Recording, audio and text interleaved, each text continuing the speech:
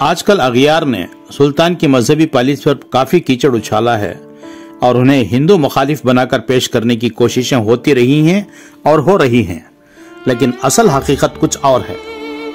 हमेशा सुल्तान ने मजहब और मिल्लत के साथ रवादारी व फैयाजी का सलूक किया है।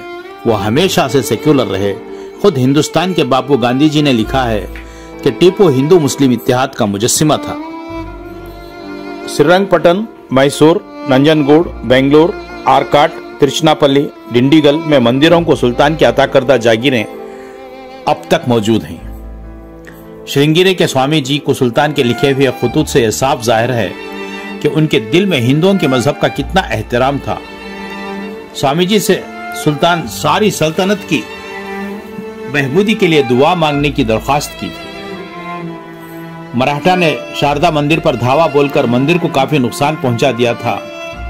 उस वक्त सुल्तान ने शारदा मंदिर की मरम्मत का खर्चा बर्दाश्त किया था। यह खुतूत 1916 में आर नरसिम्हाचार्य श्रृंगेरी के दफ्तर में पाए, जो सुल्तान की मजहबी पॉलिसी पर काफी रोशनी डालते हैं। स्वामी जी के लिए शाल और 2 पालकियां इनायत की, जिनमें एक मूर्ति के लिए और दूसरा स्वामी जी के लिए। सुल्तान सिर्फ श्रृंगेरी में नहीं बल्कि सल्तनत के 156 दीगर मंदिरों को भी अतिया दिया था। नंजनगुड तालुक के किले मकाम लक्ष्मीकांत मंदिर के लिए 4 चांदी के बर्तन, मेलकोटा में नारायण स्वामी मंदिर के लिए सोने और चांदी के बर्तन, चंद हीरे और एक हाथी दिए थे। नंजनगुड और श्रीरंगपट्टन के मंदिरों के लिए सोने और चांदी के बर्तन और पूजा पाठ की चीजें अता की थी। किले डिंडीगल पर हमला करते सुल्तान ने हुक्म दिया था कि किले के पिछली तरफ से गोलाबारी न की जाए, क्योंकि इस तरफ राजा का मंदिर था। जब पूर्ण न्याय की किसी बुरी हरकत पर सुल्तान से शिकायत की गई और कहा गया कि ब्राह्मणों के कौम गद्दार है, तो सुल्तान गजबनाक हुए और फरमाया, किसी एक शख्स की बुराई की वजह से पूरी कौम पर इल्जाम नहीं आयद किया जा सकता। सुल्तान ने यह आयत करीमा पढ़ी थी, ला उद्वाना अलल ज़ालिमीन। सुल्तान ने यह आयत करीमा पढ़ी, ला उद्वाना इल्ला अलल ज़ालिमीन। सख्ती सिर्फ जुल्म करने वालों पर करो, किसी एक की खता की वजह से सारी कौम को बुरा नहीं कह सकते। श्रीरंगपट्टन में मस्जिद आला और रंगनाथ स्वामी मंदिर आमने सामने हैं और आज भी हैं, जहां से मस्जिद के अज़ान और मंदिर की घंटी महल के अंदर बराबर सुनाई देती थी।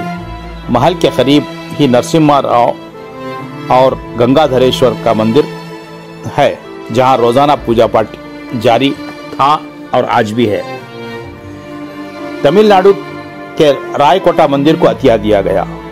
1780 में कांचीवरम के एक मंदिर की संग बुनियाद नवाब हैदर अली ने रखा था और इसके गोपुरम की तकमील के लिए सुल्तान ने काफी रकम दी थी और इसके इफ्तिताह में हिस्सा लिया था।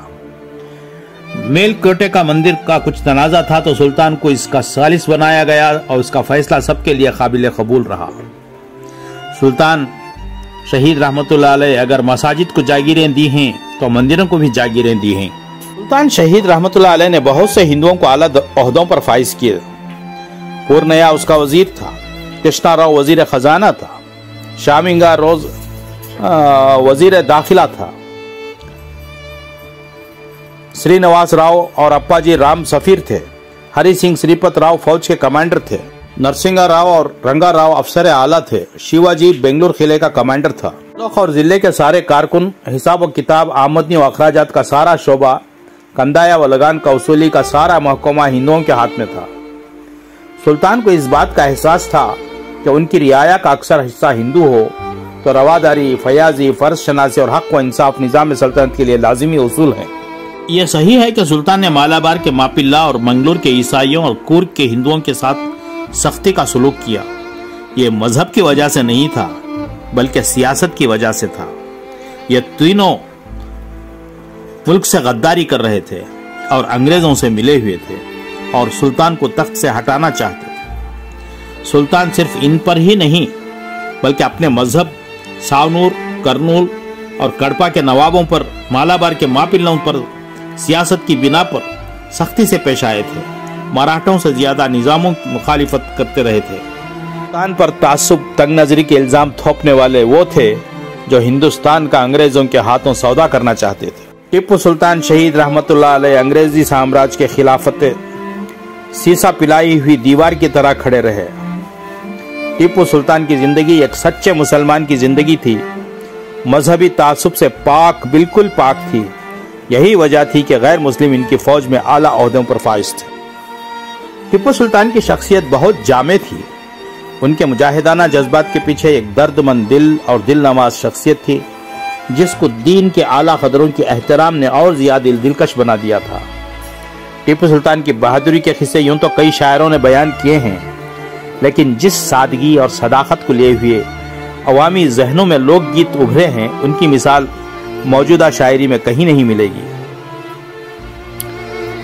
सुल्तान टीपू शहीद रहमतुल्लाह अलैह अपने जमाने ही में एक रिवायत बन गए थे। उनकी बहादुरी, शुजात, रवादारी, पाकीज़गी के सिफात लोकगीतों की जबरदस्त मुहर्रम बन गईं। लोकगीतों से अंदाजा लगाया जा सकता है कि हजरत के तईं अवाम में किस कदर अकीदत पाई जाती थी, किस कदर सच्चाई पर मुबनी थी। यह हस्ब ज़ैल सादा नगमे अवाम में बुजुर्ग खवातीन के जुबान पर थे। टीपू सुल्तान शहीद रहमतुल्लाह अलैह की बहादुरी के साथ साथ उनकी गैर कौम के साथ रवादारी बेमिसाल थी। इसी के सबब हिंदू और मुसलमान दोनों के दिलों में उनकी अजमत थी। लोक गीतों में सुल्तान शहीद रहमतुल्लाह अलैह की अजमत का बयान मुलाहाजा कीजिए, और यह भी कि माए खुदा से औलाद के लिए क्या दुआ मांगती थी। अल्लाह कने मंगती हूँ दुआ बारे बार, मेरा वटा होंदे टीपू जैसा सरदार। गांव गांव बजती नौबत और नखारे, टीपू के सिफ्ता के गुन गाए सारे। वस्फ टीपू के लोगा सारे जाने, अंग्रेजा भी उनकी बहादुरी को माने। मेरे अल्लाह टीपू की सात मुल्कान तारीफ हो, जमीन से आसमां तलक टीपू की तौसीफ हो। हजरत टीपू सुल्तान शहीद रहमतुल्लाह अलैह की किरदार की पाकीज़गी का बयान खातून की जुबानी सुनिए लोकगीत में। कौसर के पानी से हूर जहां धोती जी, उसके होठा पर तो टीपू की बात आई जी। मुंह भर भर को तारीफा करती सब लोग टीपू की, जय जयकार बोलते हिंदुआ भी टीपू की। टीपू बादशाह के मुल्क में हिंदुआ मुसलमाना, दूध शक्कर मिल को रहती जैसे भाया भाया। टीपू बादशाह के मुल्क में हिंदुआ मुसलमाना, दूध शक्कर मिल को रहती वैसे भाया भाया। लिंगायता बमना मुसलमाना सारे, टीपू की नजर में सब जन प्यारे।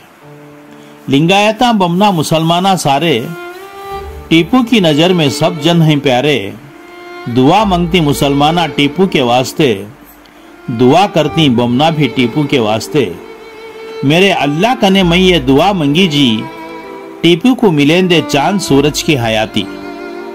टीपू सुल्तान शहीद रहमतुल्लाह अलैह की तलवार की मद्दाह के अशार देखिए, जिसमें तलवार की तारीफ और सुल्तान की सिफात बयान करने से पहले दक्कनी खातून अपनी जुबान को वजू के जरिए मुतहर करना चाहती है। ऐसे शाज़ और नादिर ही मिसालें मिलेंगी। बिजली जैसी तलवार टीपू की जो चमकी, अंग्रेजां की फौज दुम दबा को भागी। टीपू की तलवार के सिफ्ता मैं क्या बोलूं, अपनी जुबान को मैं पहले वजू तो करा दूं।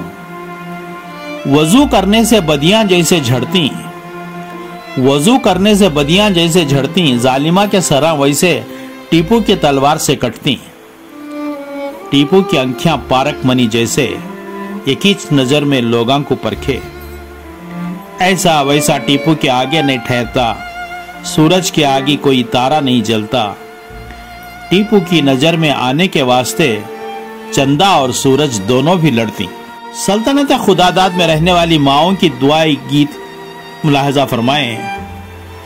टीपू जैसा घर में एक ही बेटा होवेगा, हजारा लाखों पे उन्हें भारी होवेगा। हमारे मावा के पेट में ऐसा बेटा आंदे, टीपू सरीकाच वो शेर नर होंदे। ये सारे लोक गीत फतेह अली खान टीपू सुल्तान शहीद रहमतुल्लाह अलैह की बुलंद किरदारी, शुजात, रवादारी के बेमिसाल नमूने हैं, जो अवाम की जुबानी शहर ब शहर, गांव ब गांव, बुजुर्ग ख्वातीन के सीना ब सीने चले आ रही हैं। ये लोकगीत तारीखी शवाहिद हैं टीपू सुल्तान की रवादारी के। टीपू सुल्तान एक सेक्युलर बादशाह था, जिसे अपनी रियाया से बेहद मोहब्बत थी, और रियाया भी उसे दिलो जान से चाहती थी। बुजुर्ग खवातीन के जुबानों से निकले हुए ये लोकगीत नगमों के रूप में अवाम की सनद हैं कि टीपू सुल्तान शहीद रहमतुल्लाह अलैह एक सेक्युलर बादशाह था